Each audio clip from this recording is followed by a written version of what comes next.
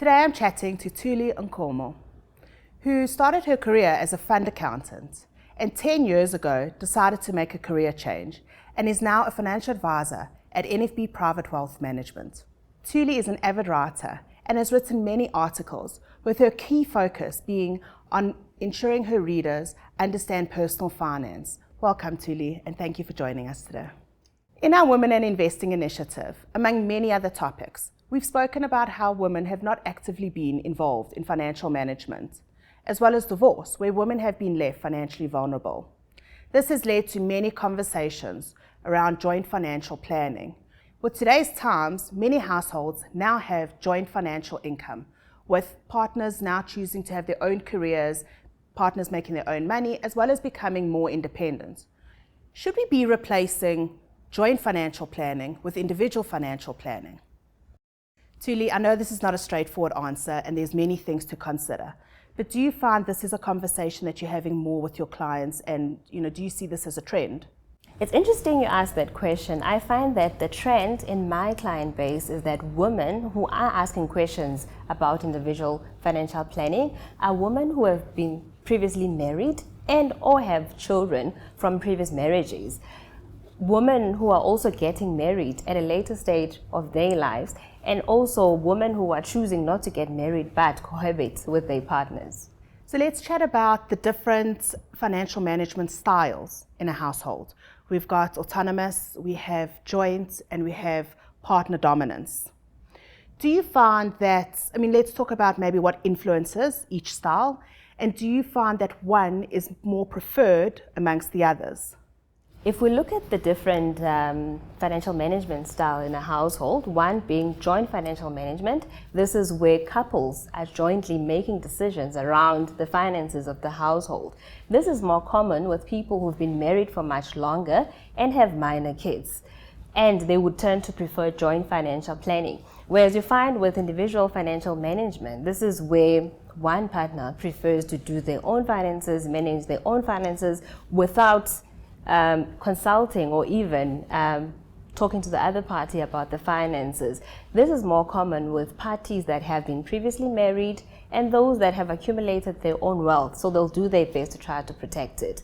You also find that the one partner dominates the financial management, and that is more common with people that earn more money in the household, that are more financial literate than the other. So that person would make all the financial decisions while the other partner trusts and believes that the one party would make the right financial decision for the household. So I believe that there's no right or wrong way. It all depends on the dynamics of the marriage and the couple's lifestyle.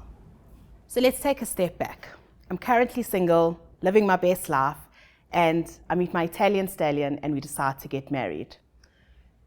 When it comes to us deciding on which marital regime contract to sign, as in community of property or out of community of property with accrual or without accrual, what do we need to consider, and how will that affect the advice that you give us with regards to individual and joint planning? I think the most important thing here is to understand the different marital regime.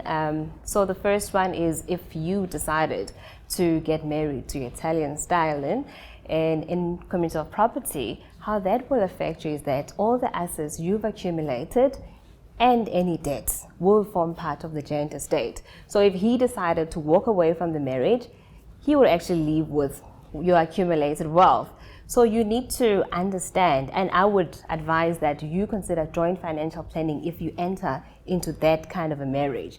Whereas if you decide to get married out of community of property with accrual, this is where both couples enjoy the fruits of the marriage. So whatever you've accumulated together, you share. So couples that are married in that way prefer to do joint financial planning because they are more invested in the marriage and also in the growth of their wealth. Whereas couples who are married out of community of property don't show any assets or liabilities. So those couples would tend to prefer individual financial planning. So there's no right or wrong way of getting married. But what I'd recommend is that you consult with a financial advisor who would actually assist you in making that decision around your marriage. Because right now, your emotions are running high and you might not be thinking straight.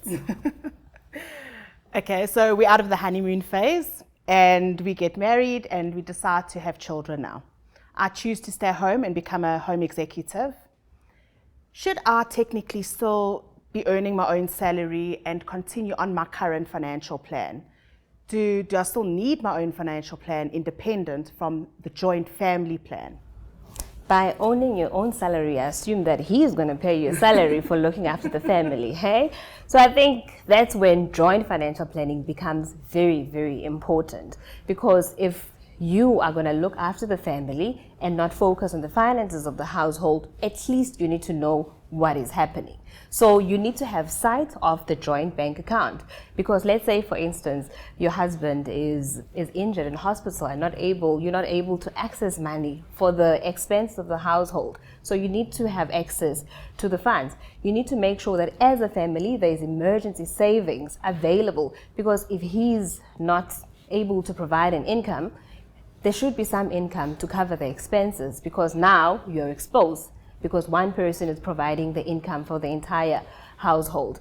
The need to provide for retirement, we women tend to live much longer than our husbands. So it is important that we don't abandon or leave it to the next person when it comes to retirement planning. We need to be in charge and be in control of our financial planning. So I think that you should not just sit back and look after the kids, but you need to be in the forefront making those financial decisions, and also have your own individual plan that will align with your joint financial planning of the household. And then Thuli, the topic that we all don't like talking about is death. When it comes to estate planning, what do we need to consider?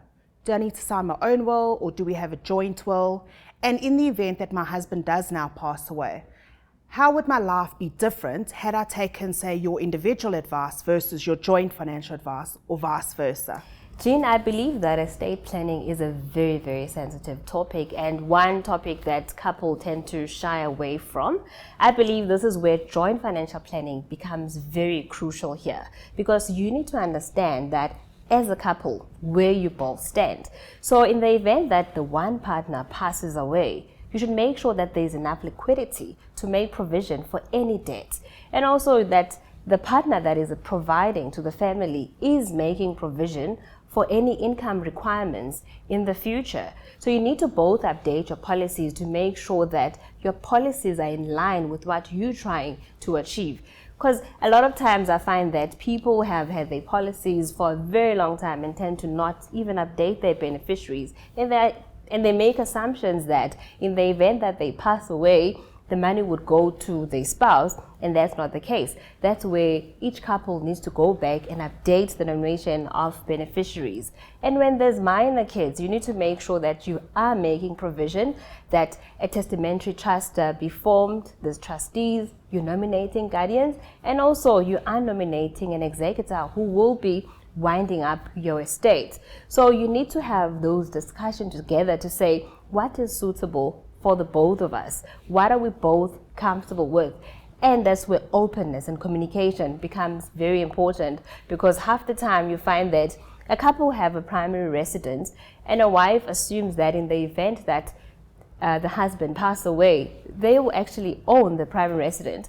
But some couples don't have that in mind, but they nominate their mothers or siblings to be beneficiaries of the primary residence. So you need to understand where you stand if something had to happen, and that needs to be done jointly. If you embark on an individual financial plan versus a joint, you need to make sure that your individual financial plan in terms of estate is speaking to your joint financial plan as a couple. So I think I have my answer, but I want you to confirm. Should we be replacing joint financial planning with individual financial planning?